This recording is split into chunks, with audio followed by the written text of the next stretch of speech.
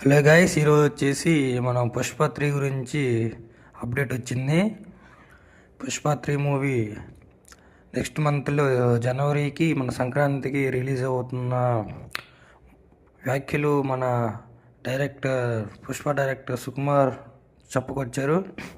ఇప్పుడు అల్లు అర్జున్ ఫ్యాన్స్కి మరో 2,000 కోట్ల బాక్స్ ఆఫీస్ వస్తుందన్న నెటిజన్లు చాలామంది కామెంట్ చేస్తున్నారు. ఇది అల్లు అర్జున్ సినీ కెరియర్లోనే పెద్ద సినిమా కానున్నది. దీనికోసం ఏదైనా అప్డేట్ కోసం మన ఛానల్ ఫాలో అవ్వండి. ఫుల్ వీడియో కూడా నేను పోస్ట్ చేస్తాను. అయితే ఇప్పుడు అల్లు అర్జున్ అన్న చాలా బిజీగా ఉన్నాడు.